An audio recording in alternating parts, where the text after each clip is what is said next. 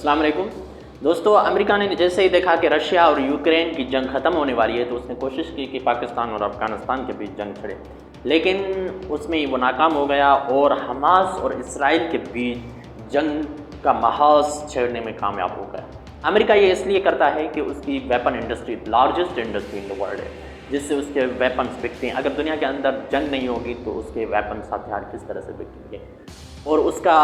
بہت بڑا بزنس کسی ویپنز انڈسٹری سے ہی ہے۔ اگر دنیا کے اندر جنگ رہے گی کہ اس کے ویپنز بکتے رہیں گے، تاکہ اس لیے امریکہ چاہتا یہ ہے کہ دنیا کے اندر کہیں نہ کہیں جنگ کا محاذ کھلا رہے۔ آپ جانتے ہیں کہ سیٹرڈے کے صبح کو حماس نے اسرائیل کے اوپر اٹیک کر دیا ہے۔ ان کا کہنا یہ ہے کہ ہم نے اس مقصد سے کیا ہے کہ جو فلسطینی قیدی اسرائیل کے قبضے میں ہے ان کو رہا کیا جائے اور یروشلم کے اوپر جو قبضہ ہے اسرائیل کا وہ ختم کر دیا جائے۔ دوسرے دن اسرائیل نے بھی ریٹیلیشن میں حماس کے ساتھ جنگ کا اعلان کر دیا۔ دوستو، ہم جانیں گے کہ مسئلہ فلسطین اور اسرائیل کی اصل وجہ کیا ہے کہ ایک صدی سے یہ مسئلہ حل ہی نہیں ہو رہا۔ بڑی کوششوں کے باوجود بھی یہ مسئلہ نہیں حل ہو رہا۔ اس لیے میں مختصراً اس مسئلے کی ہسٹری کو ٹچ کروں گا تاکہ ہمیں اچھی طرح سے سمجھ آ جائے کہ اس مسئلے کی اصل وجہ کیا ہے اور اس کا حل کیا ہے۔ اس سے پہلے میں آپ کو گزارش کروں گا کہ اگر میرے چینل پر نئے ہیں تو سبسکرائب کر دیں تاکہ آپ کو اس طرح کی معلومات کی آگے اپڈیٹ ملتی رہے۔ سن 70 میں رومن کنگ تھا ٹائٹس، جس نے اٹیک کر دیا تھا، سیکنڈ مون ٹیمپل گرا دیا، اور یہاں پر جو فلسطین کے علاقے میں جو یہودی رہائش پذیر تھے ان کو یہاں سے نکالا گیا، جہاں سے ایروف ڈائسپورا ان کا اسٹارٹ ہوتا ہے۔ ڈائسپورا کہا جاتا ہے پھیل جانا، یعنی کہ یہودی دنیا کے اندر مختلف علاقوں میں پھیل گئے۔ ان کے پاس اپنی کوئی ہوم لینڈ نہیں تھی، دوسرے مختلف علاقوں میں پھیل گئے۔ کئی صدیوں تک وہ دنیا کے مختلف حصوں کے اندر پھیلے رہے، ان کے پاس کوئی اپنی ہوم لینڈ نہیں تھی۔ 18ویں اور 19ویں صدی کے اندر ایک رائٹر تھا جس کا نام تھیوڈور ہرزل تھا، جس نے ایک کتاب لکھی تھی جوڈن اسٹیٹ کے نام سے، جوئش اسٹیٹ، یعنی کہ انہوں نے یہ خیال دیا کہ یہودیوں کی بھی اپنی ایک اسٹیٹ ہونی چاہیے۔ جس کے بعد یہودی اس سے بڑے انسپائر ہوئے اور انہوں نے ایک موومنٹس کا اسٹارٹ کیا، زائنسٹ موومنٹ۔ 19ویں صدی کے اندر اس کا اسٹارٹ ہوا 1897 کے اندر، اور اس کے ساتھ ہی ساتھ ایک دوسری بھی موومنٹ اسٹارٹ ہوئی اسی صدی کے اندر، عرب موومنٹ، جس کا یہی مقصد تھا کہ ہم نے آٹومن امپائر کا control and rule Middle East میں ختم کر کے ہم نے یونائٹڈ عرب اسٹیٹ قائم کرنی ہے۔ جو زائنسٹ موومنٹ چلا رہے تھے یہودی، انہوں نے آٹومن امپائر کے کنگ سلطان عبد الحمید کے ساتھ عبد الحمید کو آفر دی کہ ہمیں فلسطین کے اندر ہجرت کرنے کی اجازت دی جائے گی، لیکن اس نے اس آفر کو ٹھکرا دیا۔ اس کے بعد 1914 کے اندر جنگ شروع ہوتی ہے، پہلی جنگ عظیم، ورلڈ وار 1 اسٹارٹ ہوتی ہے، جس میں دو طاقتیں ہوتی ہیں، ایک طرف برطین ہوتا ہے، دوسری طرف جرمنی ہوتا ہے۔ جرمنی کا ساتھ آٹومن امپائر دیتی ہے اور برطین کے ساتھ فرانس اور USA جیسی طاقتیں دیتی ہے، جس کے اندر یہ دونوں موومنٹس بھی برطانیہ ہی کی سپورٹ اندرونی کر رہی ہوتی ہے۔ جیسے ہی 1918 کے اندر جنگ کا خاتمہ ہوتا ہے، جس میں جرمنی کو شکست ہوتی ہے اور اس کے نتیجے میں آٹومن امپائر بھی ٹوٹ جاتی ہے، اور مڈل ایسٹ کے اندر جو کنٹرول اور رول ہوتی ہے وہ بھی آٹومن امپائر کی ختم ہو جاتی ہے۔ اس کے بعد برطانیہ مڈل ایسٹ کو کولونائز کر دیتا ہے، وہ اس کے انڈر کنٹرول آ جاتی ہے، اور برطانیہ نیشنز آف لیگ سے ایک مینڈیٹ پاس کرواتی ہے کہ یہودیوں کو اجازت دی جائے کہ یورپ سے ہجرت کر کے فلسطین کے اندر آ جائیں، اور انہوں نے ایک بالفور ڈکلیریشن بھی پاس کیا تھا یہودیوں کے ساتھ 1917 کے اندر کہ ہم آپ کی فیور کریں گے جوئش اسٹیٹ ان فلسطین کے اندر۔ اسی وعدے کے تحت انہوں نے ان کو مینڈیٹ پاس کروایا لیگ آف نیشن سے کہ ان کو اجازت دی جائے کہ یہودی یورپ سے آ کر کے مڈل ایسٹ کے اندر عائش پذیر ہوں۔ جس کے بعد یہودیوں کی ہجرت بڑھنے لگی اور وہ امیگرینٹس بڑھنے لگے، جس کو عربس نے اپوز کیا کہ ہم ان کو اجازت نہیں دیں گے، ان کے خلاف پروٹیسٹ کرنا شروع کیا اور یہودیوں کے ساتھ لڑنے لگے، جس سبب یہودی کچھ عرصے کے لیے آنا امیگرینٹس یہودیوں کی کم ہو گئی اور رک گئے، ہجرت کرنا رک گئے۔ لیکن ایک بہت بڑا ایونٹ ہوا 1939 کے اندر، جس میں ایڈولف ہٹلر جو جرمنی کے ڈکٹیٹر تھے، اس نے پولینڈ کے اوپر اٹیک کر دیا اور پولینڈ کو اپنے قبضے میں لے لیا، اور اس نے ہولوکاسٹ کا اعلان کر دیا۔ ہولوکاسٹ مطلب کہ اس نے اس چیز کا اعلان کر دیا کہ یہودیوں کو دنیا کے نقشے سے مٹانا ہے۔ اس لیے اس نے 60 لاکھ یہودیوں کو مار ڈالا، جس میں دنیا بھر سے پریشر پڑنے لگا برطانیہ کے اوپر اور مڈل ایسٹ کے اوپر کہ یہودیوں کو ہجرت کرنے دی جائے، اور یہودی تیزی کے ساتھ لاکھوں کی تعداد میں ہجرت کرنا شروع ہوئے دوسری عظیم جنگ کے دوران۔ 1945 کے اندر جیسے ہی جنگ کا خاتمہ ہوا تو برطانیہ نے ڈی کولونائزیشن کا ارادہ کیا۔ جتنی بھی دنیا کے اندر ممالک تھے،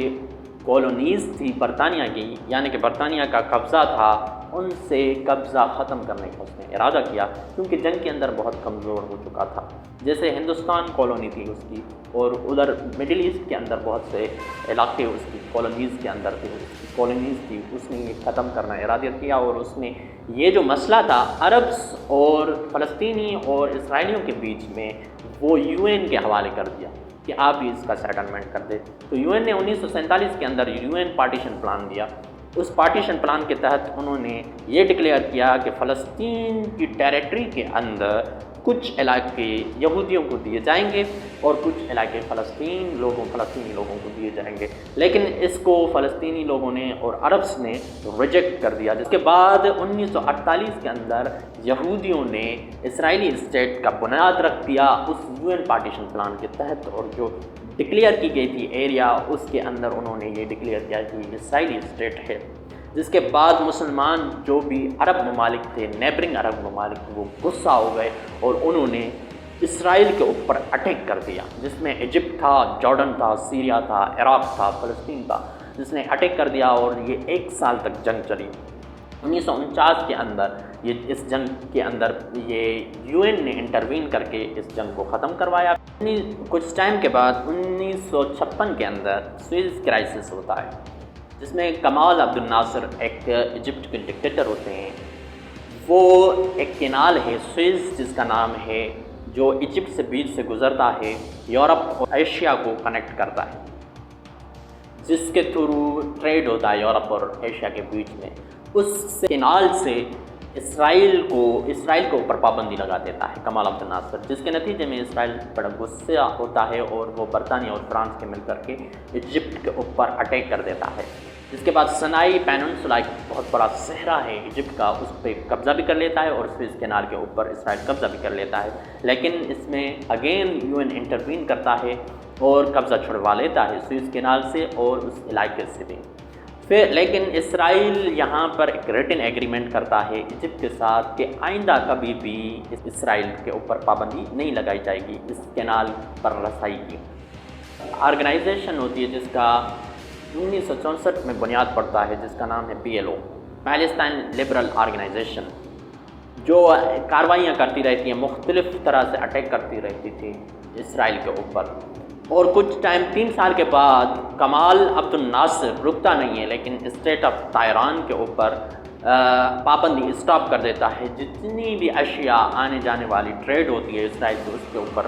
وہ اس کے اوپر کنٹرول کر دیتا ہے، اس کے اوپر پابندی لگا دیتا ہے، جس کے نتیجے میں اسرائیل اگین اسٹرائک کر دیتا ہے ایجپٹ کے اوپر، جس میں وہ اور بھی عرب ممالک انوالو ہوتے ہیں، جس میں جارڈن ہوتا ہے، سیریا ہوتا ہے، ایجپٹ ہوتا ہے، یمن اور سعودی عرب بھی کسی حد تک، لیکن اس میں اسرائیل سے شکست ملتی ہے ان سبھی ممالک، اور اس کے نتیجے میں ویسٹ بینک کو بھی قبضے کر لیا جاتا ہے، ایجپٹ کا کچھ علاقہ قبضے کر لیا جاتا ہے، اور غازہ کی پٹی بھی اسرائیل کے قبضے کر لیا جاتا ہے۔ 1967 کی جنگ میں سبھی عرب ممالک کو شکست ملتی ہے، جس کے بعد ویسٹ بینک اور غازہ کی پٹی اور ایجپٹ کا کچھ علاقہ اسرائیل کے قبضے تلے آ جاتا ہے۔ اس کے اندر پھر سے سیز فائر ہوتی ہے، یونائٹڈ اسٹیٹس آف امریکہ اور سوویت یونین انٹرفیئر کر کے اس کے اندر سیز فائر کروا دیتے ہیں، صلح کروا دیتے ہیں اور ایجپٹ کا علاقہ واپس کر دیتے ہیں، لیکن ویسٹ بینک اور غازہ کی جو اسٹرپ اسرائیل اس کے اوپر سے قبضہ نہیں ہٹاتا۔ اس جنگ کے بعد عرب ممالک کو اتنا نقصان ہوا کہ وہ بہت حوصلہ شکن ہو گئے، اور انہوں نے یہ سمجھ لیا کہ اب جنگ کا مطلب شکست، اگر ہم اسرائیل کے ساتھ نہ جانے اسرائیل کے پاس کون سی چیز ہے کہ وہ اسرائیل ہر دفعہ جنگ جیت جاتا ہے، اور انہوں نے اب ارادہ کیا کہ ہم اب اسرائیل کے ساتھ جنگ نہیں کریں گے۔ اس کے بعد ایک اور چیئرمین بنتا ہے PLO، جو 1964 کے اندر آرگنائزیشن کا بنیاد پڑا تھا، پیلسٹائن لبرل آرگنائزیشن، اس کا چیئرمین بنتا ہے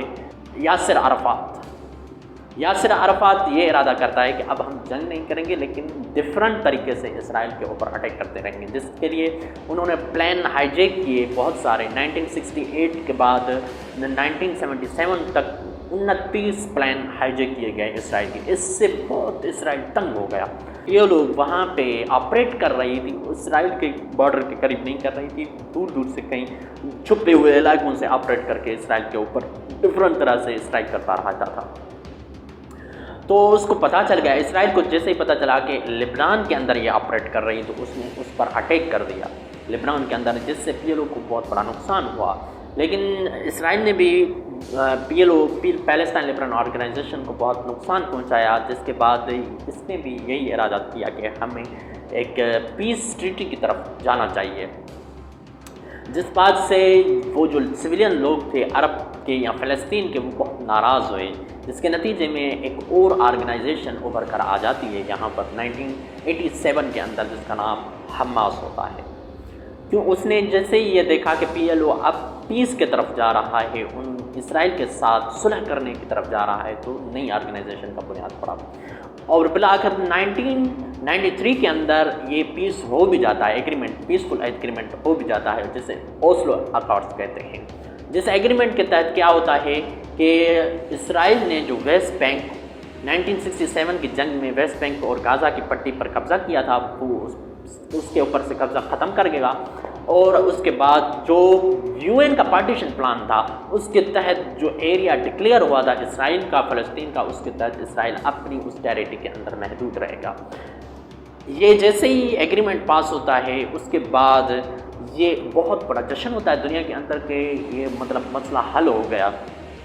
لیکن اسرائیل اس ایگریمنٹ کے اوپر اندرونی طور پر عمل نہیں کرتا ہے۔ بظاہر تو اس نے یہ ایگریمنٹ کیا لیکن اندرونی طور پر عمل نہیں کرتا، کیونکہ 1967 کے بعد جو قبضے میں آئے ہوئے علاقے تھے فلسطین کے، وہاں پر یہودیوں کو شفٹ کرتا رہا تھا اسرائیل، اور وہاں پر بہت ساری ڈیولپمنٹ کر کے رکھی تھی اسرائیل نے۔ تو اسرائیل یہاں سے اب کیسے چھوڑ سکتا ہے اس علاقوں کی جہاں پر اس نے بڑی ڈیولپمنٹ کر کے رکھی تھی؟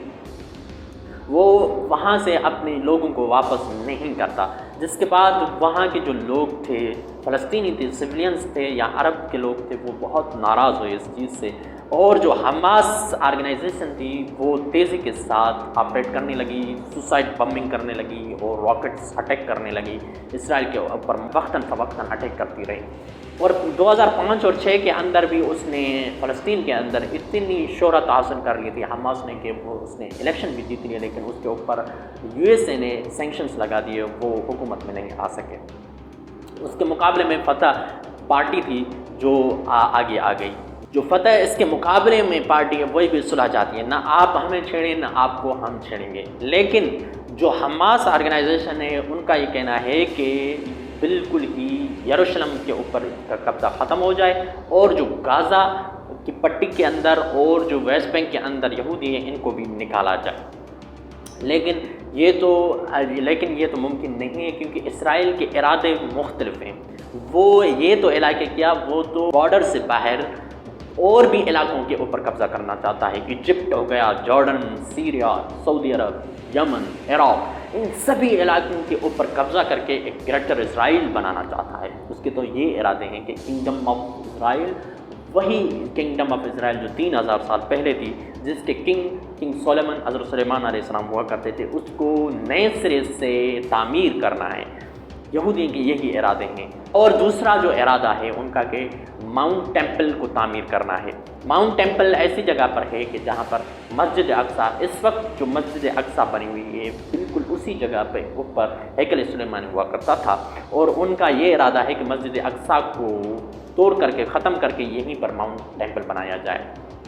اس کے 2 کلومیٹر مفاصلے پر ڈوم آف راک یہ ایسا پتھر ہے جہاں سے آپ صلی اللہ علیہ وسلم معراج پر گئے تھے، اور کچھ ٹائم بعد اس پر عبد الملک بن مروان نے تقریباً 35 من کا سونا لگا کر کے اس ڈوم کو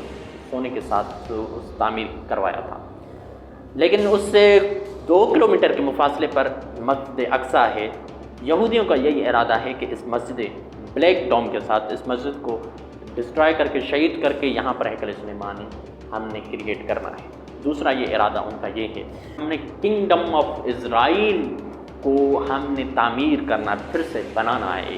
یہودیوں کی ایک کنگڈم جو 3000 سال پرانی کنگڈم تھی، اس کو پھر سے بنانا ہے، یہودی کے ارادے ہیں، اور جس کے نتیجے میں ایک بہت بڑی جنگ لگنے والی ہے، آرمگڈون، جس کا ذکر بائبل کے اندر بھی ہے، اور آپ صلی اللہ علیہ وسلم نے اس حوالے سے پیشن گوئیاں بھی دی تھی کہ الملحمۃ العظمیٰ، ایک بہت بڑی جنگ لگنے والی ہے قیامت سے پہلے، جس میں مسلمان ہی فاتح ہوں گے، اور اس جنگ کو لیڈ کرنے والا امام مہدی علیہ السلام ہوگا، اور امام مہدی علیہ السلام کی لیڈرشپ کے